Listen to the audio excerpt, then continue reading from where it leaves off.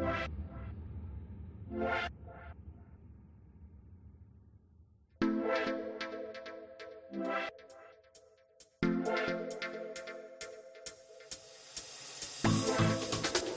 could have homes on separate coasts, go dive in Greece with squids.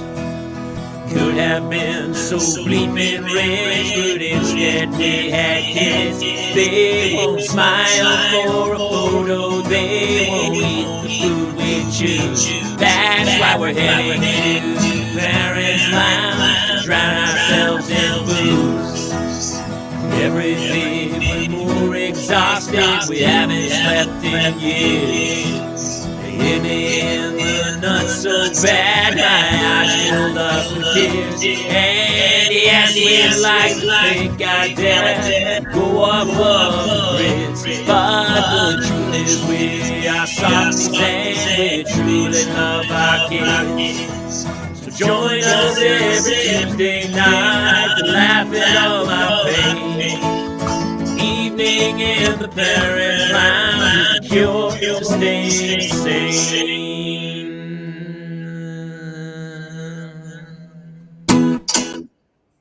Hey, welcome everybody to another edition of the Parents' Lounge. A very special Thursday night edition. I'm Jamie Kaler with Jason Gowan and Kate Mulligan. And Hello. we have a very special guest, guys. Did you know that? We have a very special guest tonight.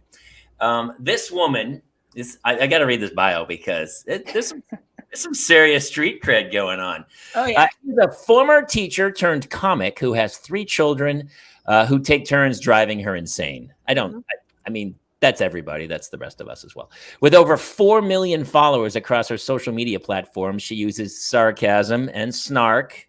That's why I love her so much. To tell it like it is when it comes to motherhood and marriage. She owns Filter Free Parents, an online parenting magazine, which is awesome, has great articles on there. I see those all. Actually, we've shared a ton on our pages. She's authored 2 books, Scoop the Poop, and Ask Me What's for Dinner One More Time. The title is so good. It's so good. I mean, it's so good. And has a podcast called Take It or Leave It with her hilarious partner, Tiffany Jenkins. She's garnered over 1 billion video views with her live streams and viral videos. She's currently on tour with the show My Name Is Not Mom, which is a hilarious journey through motherhood. They are touring states and theaters around the country, and we'll share some of those links as well. Please welcome Meredith Masony. Hey!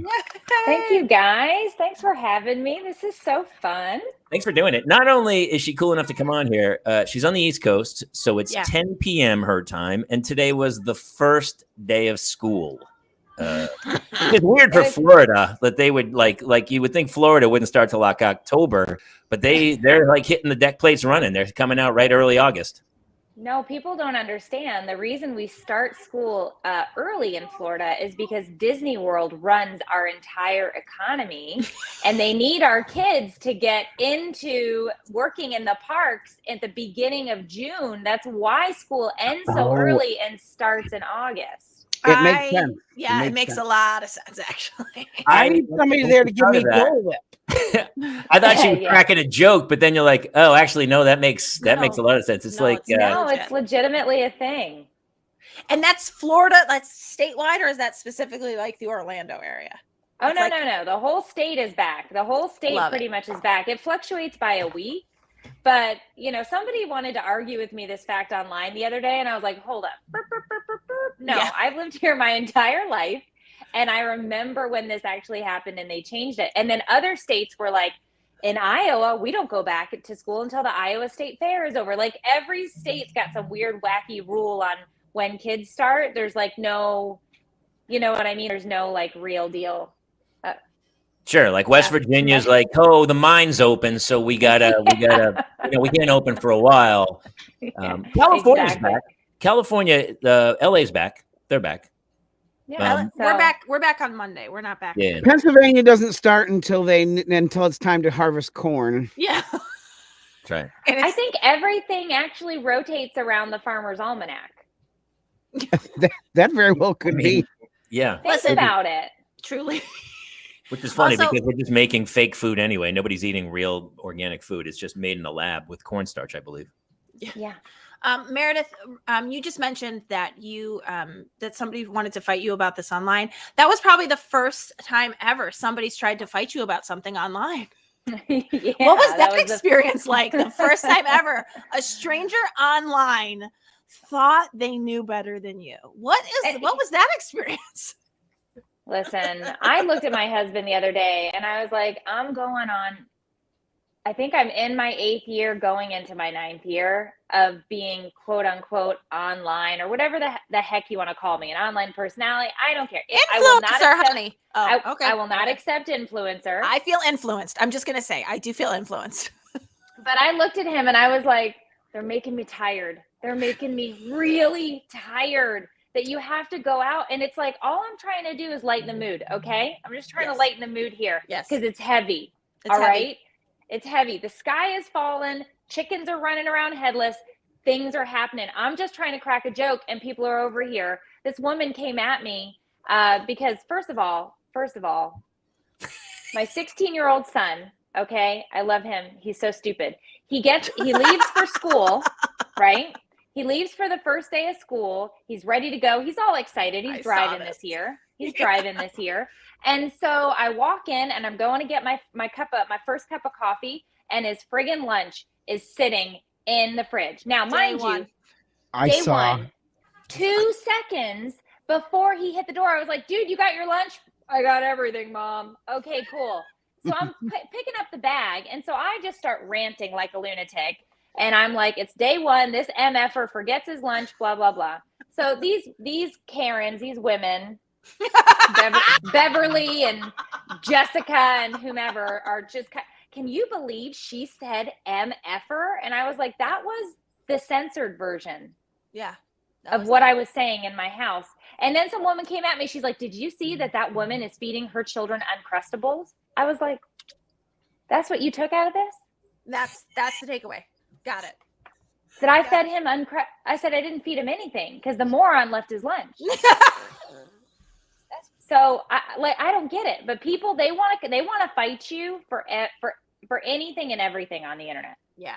My kids, she was in 2nd grade, not 16, but she forgot her lunch. And I was like, you know what? My wife was like, teach her a lesson. She should learn that she needs to do that. And I was like softy. I was like, no, I'm going to bring her lunch.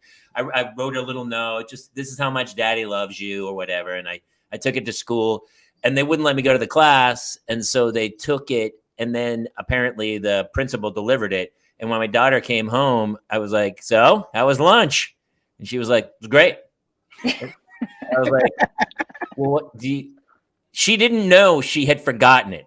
The principal had just put it into her cubby, and in her head, she was like, oh, I brought my lunch. And she opened it, and she's like, I wondered why there was a note. Why did you put a note in there?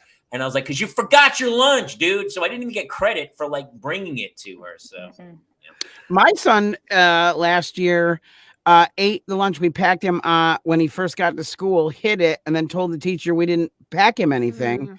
And so we got a call asking us why we were not opting to feed our children. And I assured her that my son did in fact receive a lunch and that there should be remnants somewhere in his backpack, which she did confirm, and he was punished accordingly when his ass got home. Yeah. Okay, but you know what? Yeah. Second lunch is important. Yes. And so you should really think about that when you're packing. First of all, how old is the child? He's 6. How many lunches? Lay it down for me. How much should I be packing?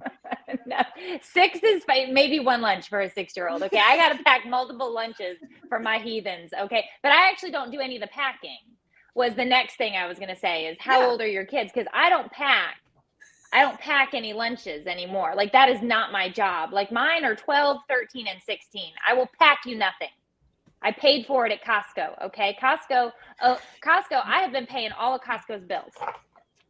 So you know what? I don't mean to fight with you on the internet, but I also think it's possible I've been paying Costco's bills because I'll tell you what, your post about the 18 Kiwi and also just the way, first of all, I don't know what you've been doing because you didn't have a Costco until recently. Okay. So I used to drive 45 minutes to my Costco. Okay. But joke's on me. There's one 10 minutes down the street now that just opened. And now I've been there thrice. Yeah. Yep. And my husband's like, if we show up together and we walk in and they call you by name, that's it. I'm cutting off the membership. I'm shutting it down. And I looked at him and I was like, I think it's adorable that you think you have control over the Costco membership. I think that's great for you. And I'm rooting for you. Yeah. Mulligan, is Costco even still surviving since you went sober? So this is the other thing, Meredith, is that I thank you, Jason, for my next segue, which was going to be that Costco sponsored my alcoholism throughout the entire pandemic. Then getting COVID in May actually killed my alcoholism. So the irony is not lost on me. But yeah, I if you have not yet bought their pre-made margarita, I don't know if you are if you drink, Meredith, I believe that you do. Their $8.96 margarita. You'll be fine. You're gonna be fine. Everything's gonna be fine. Yeah, I've recently had to, unfortunately, taper back my intake by doctor's orders. Yeah. Whoa. Because I have a bad gut. I have a bad belly, and it's something that I've talked about for a long time on my channel. And everybody's always asking me about my poops and various things. And so, not that we have to get into that here, but we've eliminated literally everything. Like they've taken the gluten from me. They've taken, I've got all these food allergies. And then she was like, okay, is everything in order now? And I was like, no, we're still having a little bit of problem. And she's like, the next thing on the list is alcohol. That's the next, because you have to eliminate everything to get to know 100% blah, blah, blah BS. So it's been really sad. It's only been a week and I'm in mourning. It's very upsetting, but it's crazy. You get older and your body is just like, nah, lady, this is not working. Well, also, but the line at the Costco liquor store on opening day, like it's a baseball game or the line at the Costco liquor store was wrapped around the building when they opened for the first time. It was insane. I'm sorry. Talk to me about what you mean by liquor store. It's not part of your Costco? It's Costco, and then it's a separate entrance. That's a Florida. Kate will be moving to Florida when her sobriety comes to a crashing halt. Yeah. Wow. It's a whole separate thing. That was Massachusetts. They have blue laws, and you'd have to buy alcohol. Oh, right. They weren't open on Sundays or something. I didn't know Florida was like that. You'd think Florida would be wide open for alcohol. My family lives in Deerfield Beach, and they know where to get some alcohol down there. Yeah, it's open. I feel like it's open all the time. It's just separated. Oh, like you mean like in some grocery stores don't carry it. Yeah. Yes. Yeah, that's a thing. Yeah. Oh, wow. That's crazy. I love this. Katie Unuzi Bem says, I also got COVID and thought I was just hungover for 4 days. So hard time having some. But that is really what started my sobriety. I also have a bad gut. Most of what I talk about is my chronic diarrhea. Thank you, everyone. But it never was pointed out to me that it might be the alcohol, but the 30 pounds I gained felt like it was probably the alcohol. And then I stopped drinking alcohol and I haven't lost a single pound. So now we have some more investigating to do. Well, let me assure you, Mulligan, I might have a solution for you because I gained 8 pounds when you introduced me to the McDonald's Rewards app. You might want to take a look there. Oh, I don't know if it's the alcohol, but it could be. You would think a 3 margarita a night average would have put the pounds on, but I guess. Well, did you I don't know about you guys, but during the pandemic, I was always like, well, I don't have to be anywhere tomorrow. So I started cooking dinner for the kids at 5, and I was like, well, I mean, who can cook without a glass of wine? It's almost impossible to be in the kitchen and not go, let's have a glass of wine. And so every night the pandemic did it. Yeah, the pandemic 100%. did it to a lot of us, I think, because it turned you. It was like a baby when you take a baby home and they do that reverse cycle crap sleeping thing where do you know what I mean? Like the pandemic did some reverse weirdo mental thing to us because night and day didn't matter. You had no place to go. Nobody cared that you were in your jams, right? Yep. And so it was like, why not drink this bottle of margarita with the handle on it and a straw because nobody cares. Yeah. So from your bio, you were a teacher and your husband was an assistant principal. Yes. Did you meet at school in the teacher's lounge? Is that how that worked out? Or No, we've actually been married.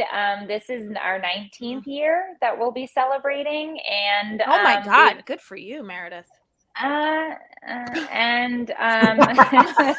Sorry, I meant to say that differently. Good for you, Meredith? Question mark? No, we actually well, we first started dating. I was a freshman in high school and he was a junior. And so we did that for a while until he always points out to me until I went away to college, because when he went away to college, we continued to date. But when I went away to college, we didn't. And then we ended up getting back together, and then we're married in 2003. So I've known him longer than I've not known him. Yeah, that's amazing. Age-wise, that's so because sweet. I'll be 42 this year. So yeah, a long time. 42. I need your skin regimen, sister. Whew. It's looking good over there. The Florida sun. Yeah, that Florida sun up like a raisin. No. Don't weird out the guests, please. Again, don't do this. What did you teach? Okay, so it's Florida, right? So they're like, you can teach whatever you want, no certification required. But seriously, I taught a lot of history classes because I actually have a degree in history with a concentration in early colonial American, which nobody uses or needs.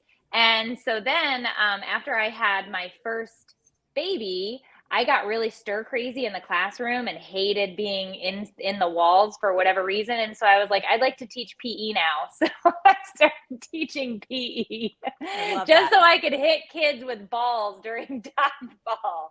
And I was a PE teacher at a middle school and a high school for like the last 7 years of my teaching career. That's crazy. It was fun. Crazy.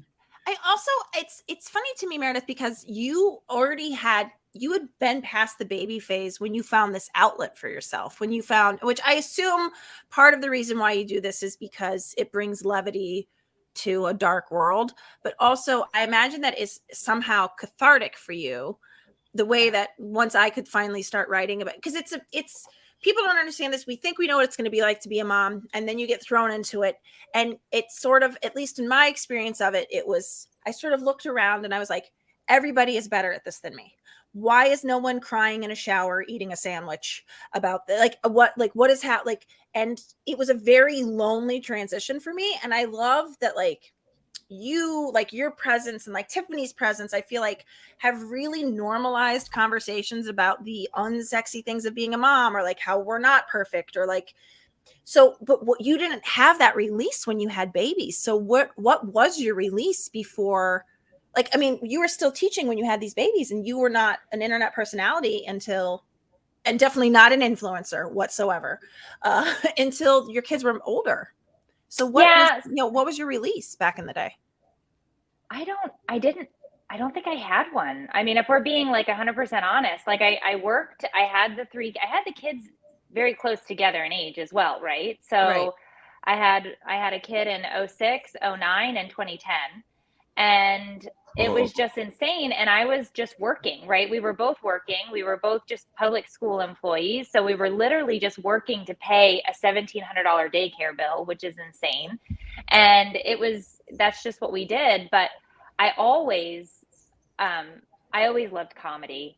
I used to sit up at night and just watch, Saturday Night Live and episodes of television shows that at 6, 7, 8, 9, 10, I shouldn't have been watching, right? Of just, Married with Children is probably one of my favorite, sitcom, dysfunctional shows that was basically about my childhood.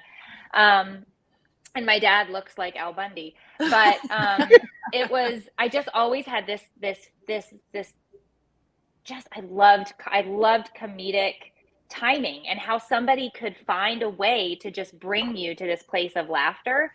And actually the only reason that I started doing what I do today is because I was diagnosed with an esophageal tumor in 2004. So I just got really sick, and I was sick for like a year, and I didn't know why I was sick, but I was taking care of everybody else. And you kind of do this thing where you don't take care of yourself and you don't go to the doctor. And But it got to the point where like my hair was falling out and I couldn't keep food down. And so I went to the doctor, and the guy looked at me and he was like, no, you're fine. You just have really bad heartburn. Take some pills. So I started taking the heartburn medication. Nothing helped. 3 months later, I go back and I'm like, I'm sick. I need like a scope or something. I need you to look inside. And he's like, those are really expensive. And I'm like, I think I'm like sick. And so he finally sends me in for a endoscopy. Yeah. I wake up and he's like, okay, so we found a lump. We're not exactly sure what it is, but I'm going to have to send you to the hospital next week. And we have to do one under anesthesia because we have to take a biopsy. So then he sends me to the hospital. At this point, I assume I have cancer and I'm dying because that's what you do. I assume that from looking up headaches online. My wife, yeah. my wife feels that every morning when she gets up. Yeah. Well, you know, you actually had a reason.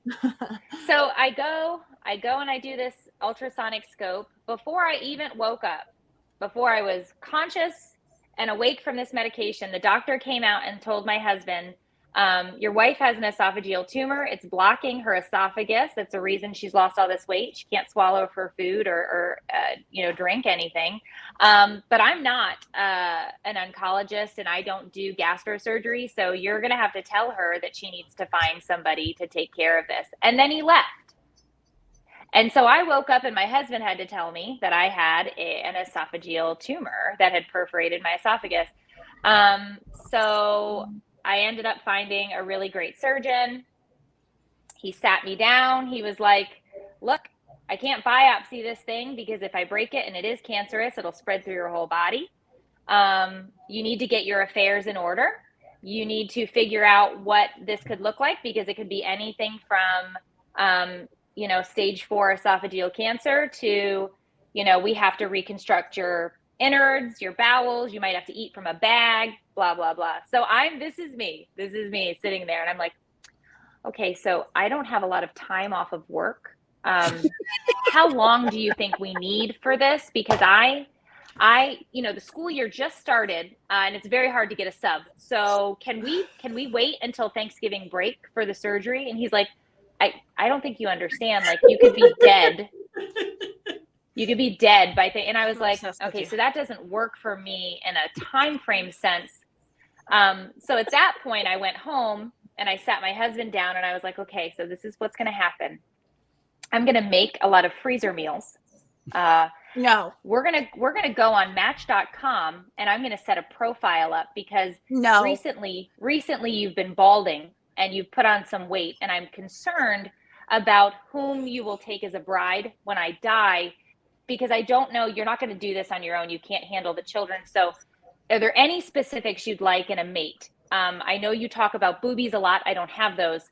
Would you like me to put in the profile that you want a blonde, perhaps a former gymnast, whatever you want? This is your time to shine.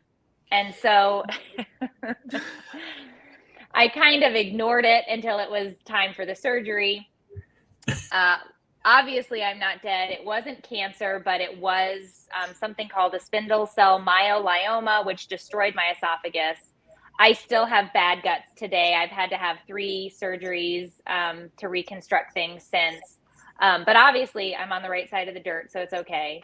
But this really long story led to, I didn't care anymore. I was like, F it. I could be dead. I probably should be dead. I'm going to do whatever I want to do. And so I started sharing all of the things that were happening in my house that nobody wanted to talk about because everybody used to say, shh, don't say that. That's inappropriate. And that's where I got the name of the blog because everybody would tell me everything that came out of my mouth was inappropriate. Yeah. And I was like, no.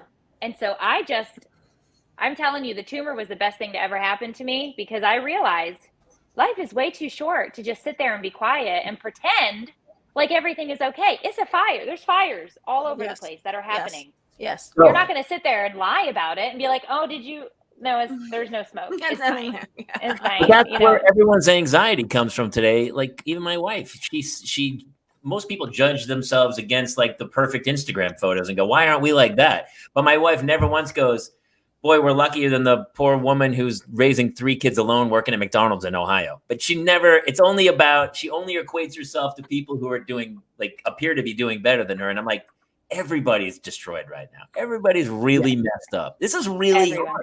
I don't know how my parents did it. I don't know how my parents did it to raise 6 kids.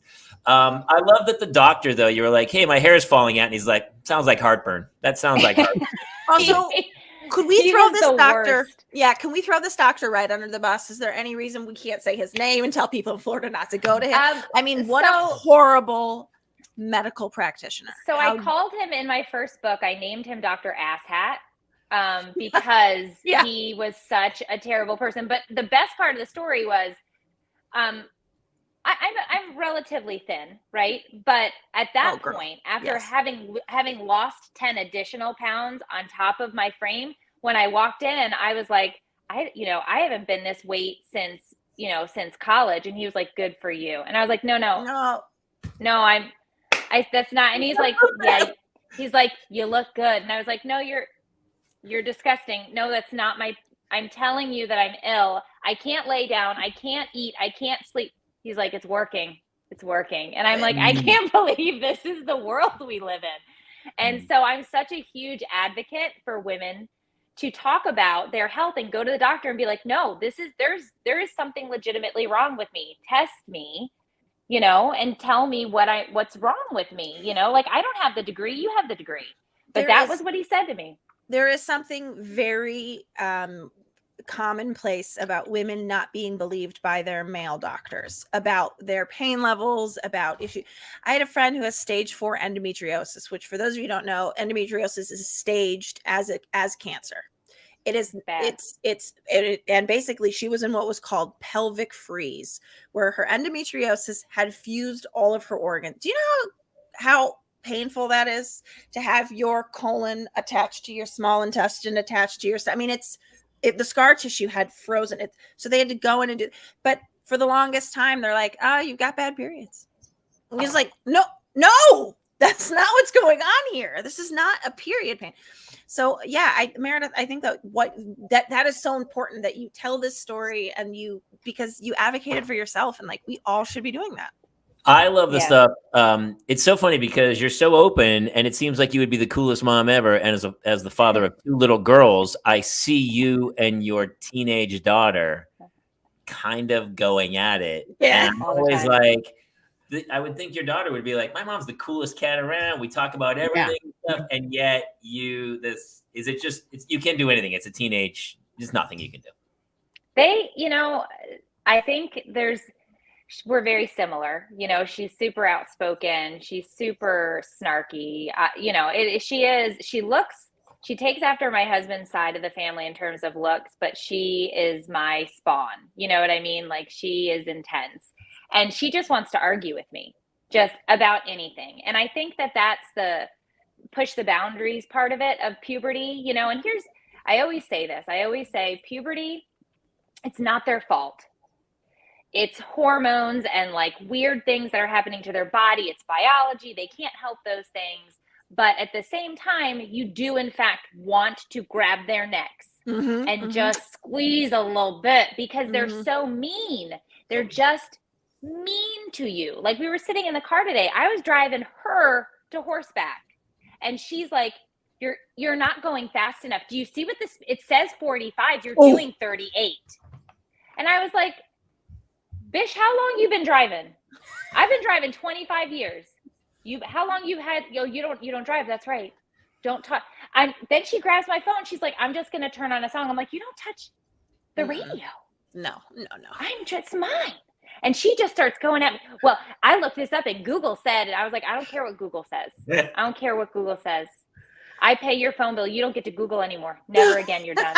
I take away Google. Block Google on her phone. I took Google from her.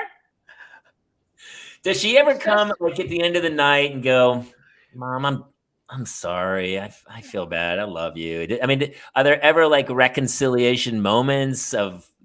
She still says, I love you. And she'll she's doing this weird, at a certain age, you'll notice your kids will stop hugging you fully to where any body part touches. And it's just like a shoulder out thing. There's like no pelvic or bottom half. Like it it's just It's like an weird 8th grade dance. It's like Yes, it's like a and- marionette puppet almost. Yeah. And so they do that hug. Yeah. They do that hug. But she will still say, like, I love you, good night. And it's like, okay, I love you too. Like, there's no, I crack a lot of jokes, but there's no love loss, right? She's just 13. It is what it is. And we go and you barrel through that and you do what you need to do. But she knows that I'm, like I'm serious when we have these conversations about turning you into a honest, hardworking, good human being. Like, that's my job. So I'm going to do I'm not your friend. I want to be your friend. Okay. You're gross. Like, I want to be your friend. I love you. It's not my job to be your friend. I will not be friendly with you. We're not peers. We have nothing to talk about in that respect. We don't. They're not our peers. Yeah, they're not. No, they're not. They're not. I don't get that. Like, we're like, we're not pals. I don't want to pal around with you. I have 2 friends. Okay. I'm full. Dance car's full. Do you feel like what is that balance to strike? Because like, there's the part of you that's like, oh, I want them to talk to me about tough things, but I also don't want them to talk to me.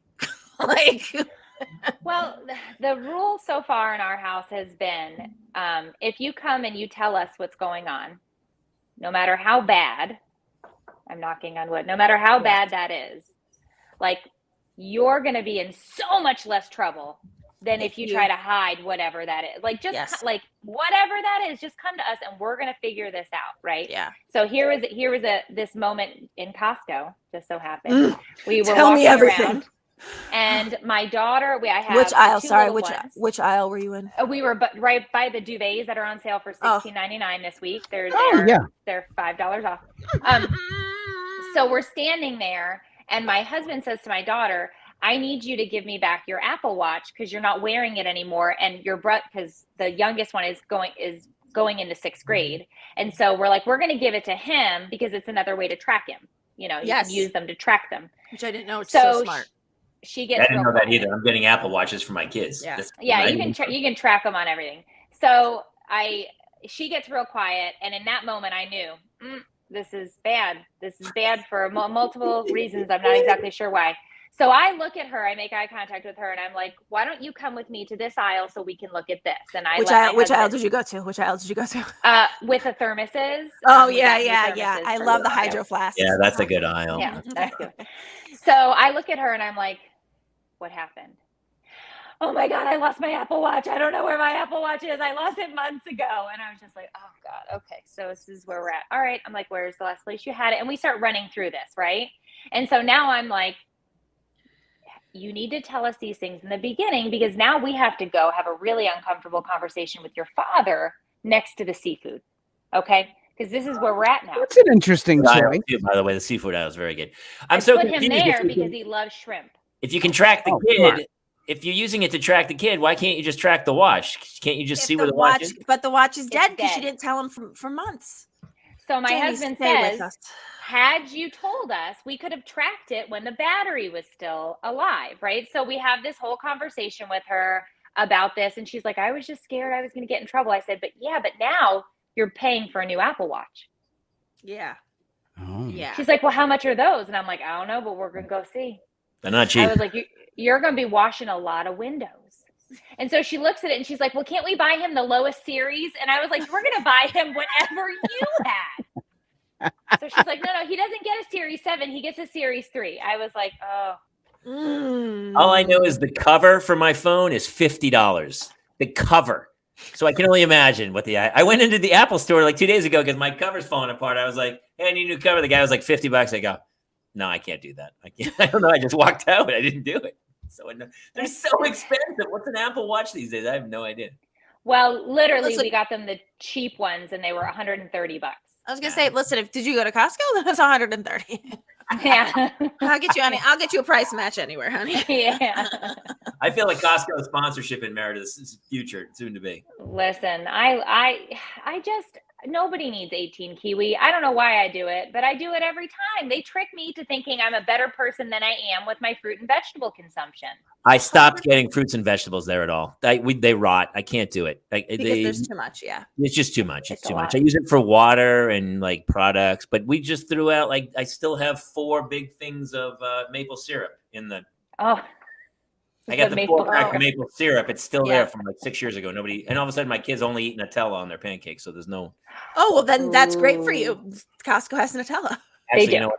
I got to get a giant like Yeah. A industrial vat. tray, It's a gallon of- double. It's a double vat.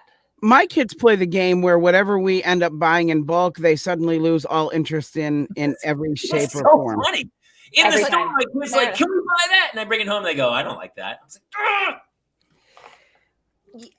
I feel like, do you have Trader Joe's by you, Meredith? That one is up by the other Costco that I Okay. used to shop at, so it's Okay. like 45 minutes away. Are you But out I love Trader Joe's. I But I, love it. won't drive Boone, 45 you don't have a minutes. Trader Joe's with you? Are you out in the middle of the Everglades hunting pythons? No, I'm in Jacksonville. I'm actually in St. Augustine, but Jacksonville is the closest city that has, City, right. and it's like 45 minutes. Yeah. But I will say, like, Trader Joe's, to me, the problem that I have there is that all I buy is desserts there. I just because they'll put anything in chocolate and peanut butter. I'm And like, freeze it. oh, And they and freeze it into tiny little portions. It's pretty. Trader Joe's is pretty So, good. I will say, Yeah. like, I love it, but I'm also like, I do way better at a Costco where I'm like, they're definitely going to eat all these frosted mini wheats. We're definitely going to drink all this milk. I will 100% go through 24 eggs. And yes, The I got eggs, my, yeah. And also I got myself some buffalo jeans. Okay. Listen, Meredith, I just got jeans I just bought those jeans at Costco last week. they're so good. They've got a great stretch. There's some video on TikTok with over 1 billion views about it's a Costco fashion thing where they show all like they do a show about the Costco fashions and people are losing their minds because they're getting the jeans and stuff at Costco now. Do you want a Tommy Hilfiger jacket? Because they've got those right now. I mean, I'm sorry. It's whatever. We're not sponsored by Costco, but Meredith definitely should be. Meredith, you talked Listen, about your daughter. If you get into trouble, come to me early. Were you trouble when you were a kid? Yeah. Were you trouble? Yeah. Well, I was trouble because I was mouthy. Like from a very early age, I was saying things that you should absolutely not say in public. Very inappropriate. Like I was. Why? Did you get that from your father, like my daughter, or where did you get that exactly? Because my daughter's like that, and I'm starting to feel like I really have done this wrong because I've been biting sarcasm since she was a baby, and now she is really good at it, and she hurts my feelings a lot. Yeah. I mean, my dad. Yeah, a lot of it does come from that side, 100%. But I also was I'm one of 4. But my brother and I are Irish twins. And then there's this huge gap. And then I have a sister that's 12 years younger than me and a brother who's 15 years younger than me. And my parents were like, to say I was a latchkey kid, like there were nights they didn't come home. So I had babies to take care of. By the time I was 12, I had kids in cribs in my room. And like I was doing feedings and diaper changing. And like when I got a car, my parents bought me a car and then put car seats in it. And so I did pickups and drop offs at school. And so I was like, by the time I remember being in a Winn-Dixie, okay, and I had one on my hip and one in the car, and I must have been 16 because I was driving.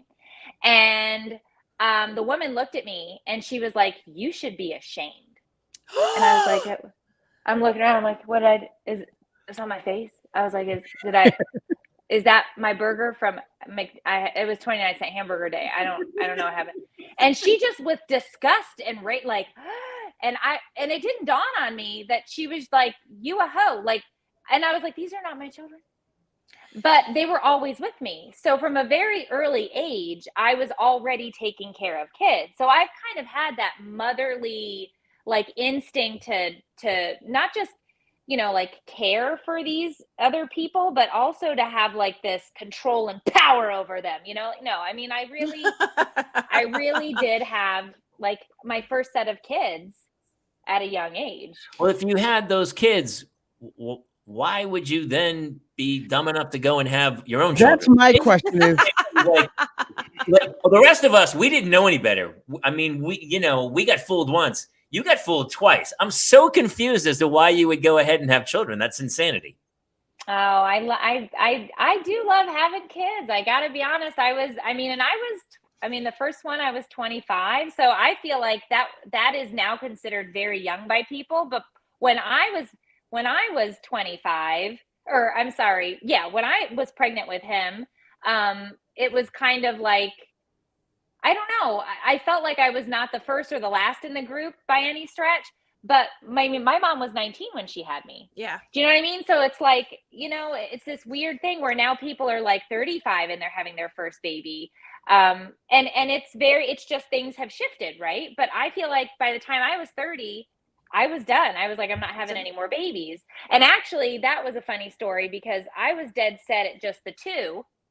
And then my husband got Employee of the Month. Does it every time. And you know what every happened? time. You were a star effer. You were like, oh, daddy, who's Employee of the Month? Oh my gosh. Let's cosplay. And I'm a customer with a grievance. Let's resolve some issues, daddy. He hung the photo over the bed. He's like, no. He's like, you can't get pregnant on a couch. And I'm like, what? Is that true? And he's like, you can't. Tell me more science, daddy. He's like, it doesn't work that way, physics. And I was like, oh, okay. And it was an open bar and whatever. And so we got home and I was like, all right. And then came Brian. So. Oh, Brian with those smelly feet. Oh, his feet. Oh my Why gosh. do certain kids have vinegar feet, Meredith? Have you figured it out? Salt and vinegar chips. Why? Why? Why their feet smell like salt and vinegar chips. Oh, yeah. okay. Like when you open the bag of salt and vinegar chips, you're like, and then you're like, terrible. I'll eat them all. I don't have that instinct when my son takes it's specifically those Merrells. Like, you know what I'm talking about? Like the Merrell sandals, and they take them off, and you're like, I don't, but that was another very relatable video when you were like, your feet, we got to go see a doctor. Your feet stink. And he was like, stop. That doctor, literally, when she saw his feet, she was like, you washed these? And he's like, yeah, I washed them. But mind you, we washed them in the parking lot with a bottle of water and some hand sanitizer. Like, that's as good as it got. Oh, I mean, it's reasonable that they were. Listen, in Florida, that's all you need to do surgery. That's it. You just in the parking lot, a couple waters. Most of us don't wear shoes at all. So the fact that we showed up with semi-clean feet, okay, I felt like it was bad. That doctor looked at me. Was it the same doctor? Was it the same doctor? Goes, oh, your feet stink. You know what? I think you got heartburn. Wait, no, I don't have heartburn. No. But yeah, their feet, it's amazing how many gross things you come in contact with when you have kids, like the different bodily functions and things that happen. Yeah, it's just disgusting. Yeah. I just spent a summer with jock itch, not on me, but my son, and I didn't know what he's 7 and I have 2 boys, and I've spent some time around a penis here and there, but I just like, oh, he's got a rash. Okay. So I like put cortisone on, and I was like, this is not going away. And then I was like, oh no. And I was like, I had to ask my husband, like, why is he getting, like, what is wrong? Like, why is he so disgusting? And it was that he was like wearing his underwear to go swimming. It was like, it's swamp crotch. And that's what he said to me. And I've never heard that before. Yeah. Because I didn't have it's called commando. Commandos don't wear underwear because the seals go in and out of the water. And that way it doesn't create a rash. Well, now I've trained my 7-year-old to not wear underwear. Is that where that came from? I don't know. That's what I always think. Feels right, doesn't it? Yeah. It feels right. He's very convincing with that. Oh, commando. Called commando. Yeah. I do know seals, the guys who go in and out of the ocean, they don't wear underwear. I tried it for a while. I slept without, we've told this story before, but I slept without underwear for a while. And then you start to figure out, oh, this is why people wear underwear all the time. And then you put it back on. Yeah. Bad things happen. Well, it's funny. I mean, I would assume that I would be a candidate for swamp crotch. That's why I wear all those harem pants. I need a drop crotch, man. I need to air out the area, but I don't. Yeah. You spray. There's like a powder spray. The odor readers weren't working. Overeater. Lotrimin spray. That's what I end up having to get was Yeah, Lotrimin. I do that. Oh yeah, that'll work. That'll do the trick. That'll That'll do do the the trick. trick. But I mean, it's very prevalent here in Florida. You got swamp. Oh yeah, it would almost have to be. You got swamp crotch. You got all the swampiness. And we actually have real swamps here in Florida. The place is a swamp. It's really literally a swamp that's been filled in. So yeah. Meredith, as somebody who grew up in Florida, what is something that you like? What is it? Because we've made a lot of Florida jokes here. She just turned on her foot massager over here. What's a stereotype that you push back on being a Florida native? Do you push back on? Yeah, or do you you're just like, no, they're all true? Oh my gosh. Like we got so much meth. Oh my God. Like we're a mess. Like she's talking specifically about her family, by the way, everybody. They have a lot of meth. I do a show on Wednesday nights normally, not during the summer because it's just so hectic with the kids, but we're bringing it back, called Wine's Day. And it's at 9:00 on Wednesday nights. And we always end, it's topical internet. It's like think Talk Soup. Yes. Where I just find these ridiculous, things. And then I always end with a Florida man story. Oh. And because it's just insane. But sometimes, most weeks I end up with a Florida man and a Florida woman because it's just so crazy down here. But it's like people will do anything in Florida. I mean, there was just a big old brawl at Disney World. I mean, just at Epcot, it was a mess. And that's just like, it's Tuesday. When I was living in Florida, I actually witnessed one of the Florida man stories happening that made national news when the guy threw the alligator through the open drive-through window. Yeah, at Burger King. I was in the drive-through as well. I did not chuck an alligator, but I was there. That's wild. You were there for that, Jason. That's really funny. That is crazy. He was the guy who threw the alligator. That was I already said I wasn't. Didn't do it. But they do. It's ridiculous, the stuff that happens down here. And I don't know if it's because we're literally like a melting pot hodgepodge because we get everybody coming from all over think about how many transient people come into the state of Florida. You know what I mean? Like it is insane the amount of transplants that move down here because really nobody is from Florida. Like it's very rare to find, I was born here in Southwest Florida. The room that I birthed my daughter in was the same hospital room I was born in. That's so I am a true flow grown, but that's not common. Like most people weren't born here and live here. That's true about LA too. I mean, Jamie and I both live in LA. I'm from New Hampshire, and we're transplants here. Yeah, wherever you go. I mean, Florida. I just think Florida is it's just a great story with the beach and all the crazy stuff in Miami Vice. But every state I go to, full of meth, crazy. Where you're like, Florida, New Hampshire's the same. They're just out in the woods but it's the same as Florida, and that's why they all head to Florida. That's what my parents they moved to Deerfield Beach, and my sisters still live down there. I have two sisters, and all my cousins all live. There's some in Jacksonville, and they send me stories, and I'm like, I get it. Same here in LA. It doesn't matter. Hey, I want to let you go in a couple minutes, but I wanted to talk about, because you were a teacher, and I know you've told all your crazy stories, and they're so great. But I wanted to talk about your favorite teacher movies, because now we're all going back to school, and it's so crazy when I see that Jeff Bezos makes billions of dollars, and then I see how hard all the teachers work. I didn't have kids before that. And all of a sudden I see the teachers teaching my children. And I'm like, oh my God, you guys are grossly underpaid, right? It's pretty criminal. Yeah. You guys were barely making enough to pay for childcare, when you were doing that. And it was insane. It's insane. So I have my favorite teacher movies. And let's start with this. These are people who started their celebrity careers as teachers. So you have to tell me teacher or not teacher. Okay.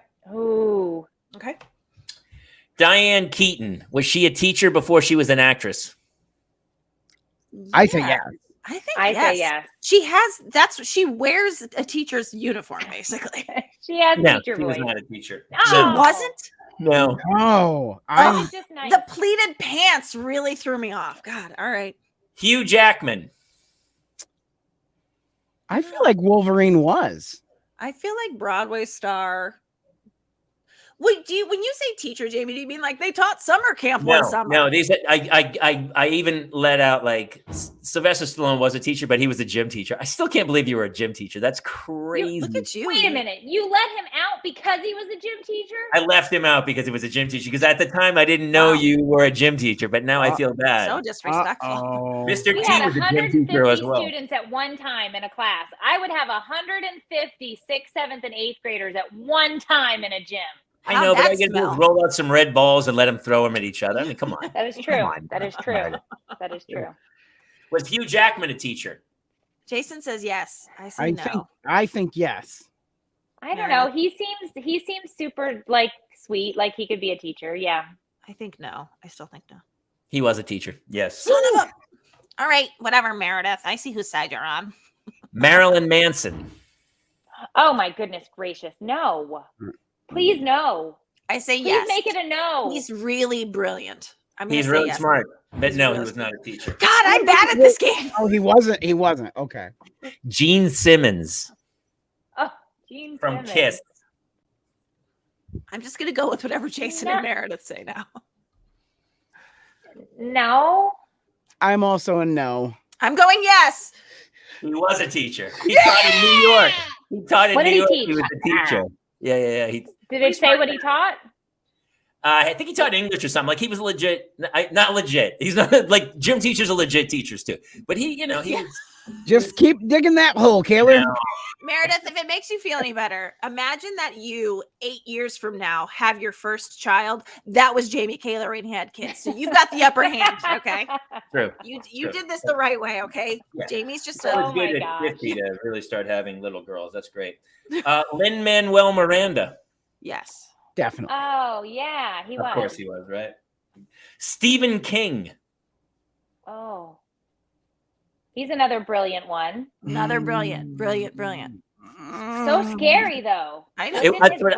I don't know. I've seen a lot of scary teachers. He was a teacher, and all I could think of was how terrifying would that class be? Where he was up there just telling kids, especially if he entered. But what if that's where he got a lot of the inspiration for the characters in his stories was from the kids he taught? It was Carrie. He wrote Carrie while he was a teacher. Or can you imagine if he entered from the sewer grate every time to teach his class? Just no balloon. Last one, Liam Neeson. Oh my gosh. Sign me up for his class if he was a teacher. He has a very specific set of skills. It's the greatest. He does have a very specific. He was a teacher. A 15-year-old kid pulled a knife on him and he punched the kid in the face. And even though it was self-defense, they fired him. And then he got into acting. Not the greatest. Oh, man. So he really does have a very specific set of skills. Yeah. That's amazing. What's your favorite teacher movie? Oh my gosh, favorite teacher movie. I'll tell you some of mine. Election. Oh, okay. Reese Witherspoon. Wow. Okay. If we're gonna do like traditional ones like Lean on Me, Mr. Holland's Opus. Yeah. Nobody. To Serve with Love, Stand and Deliver, History Boys. I was gonna go Harry Potter 1 through 8. They had Harry Potter too. It's not my favorite, but my favorite's Dead Poet Society. Yeah. Yeah. That's a good one. I was gonna say Hangover. Janelle said Kindergarten Cop. You say The love Hangover? that movie. Kindergarten Cop's awesome. We should ask everybody what is everybody else's favorite? We are not gonna blow by Meredith saying The Hangover. Wait, but Bradley Cooper's character was a teacher. I love that for you. That's amazing. Teacher movie. Well, you know what? I changed my answer. You can't just go by a movie, Sound of Music, because you can't just go a movie where there's a teacher in it. School of Rock. I was confused. School of Rock one. Go ahead, Meredith. I was confused. I just thought you meant that there was a character in it that may have been a teacher at one point. I'm sorry. Dangerous Minds is a really good one. Oh, Michelle Pfeiffer. Meredith's like Schindler's List because Liam Neeson was a teacher. Not in that movie. But wait a minute. Okay. My bad. School of Rock. I always loved Election because it's such a dark version of teachers, but I feel like it's a more realistic version of teachers where the kid cheats, but then the dude sleeps with the kid, and it's just such a dark. My favorite teacher ever in film is Mr. Hand from Fast Times at Ridgemont High. Oh yeah. I That's gotta a tell good you, one. I'm pretty partial to Tina Fey in Mean Girls. Is a great teacher. Oh, that's a good school movie. Oh, Ferris Bueller. Yeah. My kids just watched that the other day.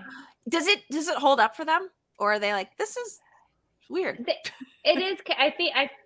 They think some of the movies that I've introduced them to are weird, but they've never asked to stop watching it. Like we've sat through them. Like I wouldn't say that it's something they're going to watch again, but like I'm like, no, we have to sit and watch this. These are the movies we have to watch. And like the other thing is, my kids have the best taste in music thanks to me, because it's so eclectic, right? Like my kids will jam out to, you know, Tom Petty and the Foo Fighters and Taylor Swift and you know, P. Diddy. And like, I mean, my daughter, I was dying laughing. So we're in Target, back to school shopping, which is just straight torture. And she's looking for shirts. And so we go over to the graphic tee section, you know, the $12 section with them all down the wall. Mhm. And she pulls this shirt out and she's like, I like this one. And it's Ice Cube. And I'm like, who's that? She's like, I don't know. I just like this shirt. I was like, tell me who it is and I'll let you buy it. And she's like, I don't know, Iceberg. And I'm like, oh, I'm like, okay, yeah, you get, it's Ice Cube. We're listening on the way home. And then she pulls another one. And she's like, I like this one. I'm like, who's that? She's like, I don't know. I'm like, that's Tupac. I was like, we have a lot to go over here. Okay. That man is a poet and you will be respectful. And we get in the car and I'm like, turn it on. I've got a whole thing of Tupac going. And anyway, so you're like, you got to teach your kids. You say to your daughter when you get home, I made a G today, but I made it in a sleazy way. Yeah. But did you play F the Police for her? Well played, Mulligan. You got to go F the Police. By the way, Courtney Biller says Bad Teacher, which I totally forgot about, and still is a fantastic movie. Yeah, holds up. That is a good one. That was Cameron Diaz. Cameron Diaz. And Jason Segel's he's the gym teacher. So there you go. And he's the good guy. Mm-hmm. Oh. So when they do make the story, your story for a TV or film, what will be the story? What's the crazy story of your family? I think honestly. She's like, did you hear the part where I almost had cancer? She's like, can we just? Were you listening? They'll just tell my stories. It's got to be a sliding doors where it's half the story is her as a little girl taking care of her siblings, and then the sliding door happens, and then she's an adult taking care of her own. Oh my God! Intertwined. I don't think this is a movie. I think Meredith's story is a miniseries, and you follow it all the way through. It's like Freaky Friday. Yeah. I like that. My pitch is sliding doors idea, but I think it's called Karen's Then and Now. And we start off with the Karen in the grocery store saying, you should be ashamed. And you cut to that same lady saying on your internet, saying on any of your pages, you should be ashamed. Okay? That's my pitch, guys. Circle. Yes. No, I don't know. But if I get this mini series anytime soon, I would like Sandra Bullock to play me. I was going to actually suggest it. Yeah. There's no question. There's no question. But that's who you are, though. I can't. Like that's the same energy. No, I love Sandra Bullock. She's fantastic. I feel like she might be aging out of that category. Terrible? Am I terrible for saying that? No, I love her. I love her. What about Anna Kendrick? Like a younger Sandra Bullock-ish. Who plays your husband? She did that. Was it a mini series or a movie? One of the streaming services where she was the teacher that slept with the kid. Oh yes. No. Not Anna Kendrick. That was Kate Mara. Kate Mara. Yes, Kate Mara. Oh, I got them confused. You're right. I went Kate Mara could play you. Yeah, Kate Mara could play you. You're right. I went straight to the teacher once again that got in trouble because she was the one that. Yeah. There it is. Kristen. Maybe Wiig, Michelle obviously. Monaghan. I see a little Michelle Monaghan. When you were a gym teacher, how many students did you hook up with? Gross. You know what? So gross. From I one am so to your sorry canceled. for everything he chooses to be. Now, wait a minute. Go ahead. Wait a minute. I was 30 and I had just had, maybe I was 31. Brian was little. Brian was very little at the time. And I was teaching middle school PE, and I had this group of 8th graders that were just awful. They were disgusting and gross. And it was my turn to take the boys. We would split the boys and the girls up to do units where it was like they were doing volleyball and I had to go outside and do like basketball or kickball or whatever. And so I'm walking out, and this 8th grader was like, "Hey, you want to go to the 8th grade dance?" No. And I was like, I'm sorry, what? And he's like, "You want to go to the 8th grade dance? We get some dinner before." I was like, I'm 30. I have 3 children. And he goes, "Baby, we can make it 4." No. What prison do you visit him in now? I was like, what Did is you tell wrong him with you? You should have told him, well, if you do want to have number 4, we can't do it on a couch because you can't have No, that you No. could totally get pregnant on a couch. But just these kids are just, puberty. I'm telling you, there's. Yeah. That's an episode, by the way. I mean, that's It's also it's a really tough call what to do when that kid gets employee of the month at McDonald's. How do you honor him? That wasn't listen. I had to have a phone call with a mom one time because she didn't know what teabagging was, and her son was getting teabagged in the boys' locker room. And one of the coaches wrote a note, and she called, and he sent her from his office phone to mine so I could explain what the boys were doing to this poor little kid. Yeah. Yeah. She's like, "I got a note about teabagging." I was like, this moron sent home a note that her kid was getting. I was like, "What are you doing, coach? You can't send those notes. You got to call a parent." Just right in the mouth in gym class, huh? Wow, that's intense. There's probably an actual form where it's just you check the box of like it goes down like duct tape to locker, teabagged, shaved, depanced. Yeah. I was like, well, by the way, really quick, I don't want to be an idiot, but what is teabagging, real quick, Mulligan? Do you? I'm not saying it. So, Jamie, when a man and a woman love each other very much, or a man and another man, or a man and another man, a bunch of young men and one kid tried to or if boys hate each other enough, what they do is they all gather at a coffee bean and tea leaf. And they sit, boil some water. All right, listen, we got Mulligan, that's an Alabama crag dangle, and that's a different thing entirely. Listen, it's really late. She has to get kids to school, and we got to make sure they don't forget their lunches in the morning. Really quick, we're heading out on tour. We're going to share all the links to where you're going, but are you ready to go? Is it really fun to go on tour to get away from your kids, or is it a bit of like you miss your kids? Oh, of course you miss your kids. The best is when you get a phone call 2 minutes before you go out on stage because they can't find something. And I'm like, "Your father's right there," and you're just like, "Oh my gosh." But it's good. It's just this last leg of the tour is intense because we have 25 shows in 8 weeks. And so, oh my gosh. So we're doing a lot of flying out, 4 shows, flying home, 2 days later, flying out, 4 shows. And it's just, it's going to be intense, but it's a good show. And it really is, it does cover the spectrum of motherhood from, the littles all the way to the grown and flown, because each of us have kids at a different age and a different stage. So it's a great show and I'm really proud of it. We wrote it and, produced it and put it all together. And I have no idea what's going to happen in the future.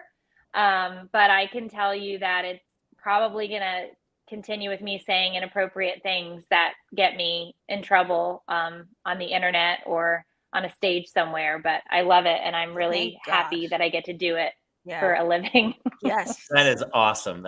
So everybody needs to go check it out and listen, I'm so sick of, I think the pendulum's swinging back. Bill Burr, a lot of comics are like, dude, we're done with that. Chappelle. It's like, it's comedy. If you can't take a joke, change the channel. I don't know what to tell you, but we watched the Bill Burr's last special that just came out, Red Rock, just in July, I think it dropped.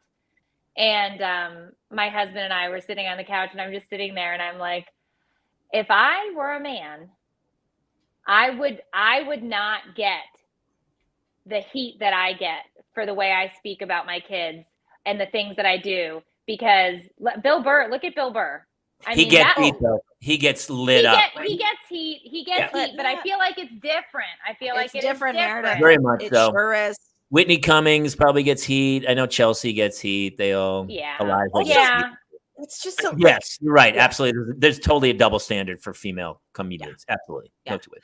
I mean, unless you're Jim Gaffigan, because I just love him so much, and I just wanna give him a hug because he's so perfect and he's such a great, clean comic. I just love him. So good. I did My Boys with him for a few seasons, and he is the economy of words. We've talked about this. Like, nobody is better at using the least amount of words necessary to get a ridiculous amount of laugh. Yeah, I think he's one of the greatest comics of all time. Yeah, he's fantastic. I've seen him. We've seen him live once. I'm pushing my husband to get tickets because he's coming to Jacksonville. I'm out on a show, but I'm like, you got to take Matthias to go see him again because we just love him. Like, he's one of my like bucket list. I guess I don't know if it's a bucket list, but like the list of like people that I would really love to meet one day. Like he's in my top 5. Like, oh, Meredith, you're gonna meet him. You're gonna meet him. So what are you talking? I mean, that's happening. I'm telling you right now. There's not. I didn't share with him at some point, but yeah, he's there's no way that you're on the trajectory that you're on, and you're not going to meet Jim Gaffigan someday. I'm sorry, it's just not. It's not. It's impossible that you won't meet him. I'm gonna eat a Hot Pocket before bed and hope and pray on it. We're still talking about Hot Pockets. All right, we gotta let her go. The poor woman. Thank you so much for coming on. It was really great. We're all huge fans. Thank you. This was great. I truly appreciate it. I was watching your stuff and I died when you started commenting on some of the stuff. And I was like, what the is he doing over here commenting on my things? I was like, this is weird. I don't know, but Facebook kept shoving your stuff in my feed. And I was like, I love the honesty because I'm the same. All my albums are totally autobiographical and people go, oh, you made that up. And I'm like, I didn't make any of that up. No. That's exactly what happened to me. And so when I see your bits and I see you talk about stuff, I love the sheer honesty. For me, it was Pryor was my favorite, Richard Pryor, because it was just his horrible stories of life that have happened to all of us. And then that's the shared thing. So I love it when people share their worst as opposed to their fake Photoshopped bodies where nobody looks like that. I love when it's natural and real. So I love what you do. Yeah. I appreciate it. I really do. This was a blast.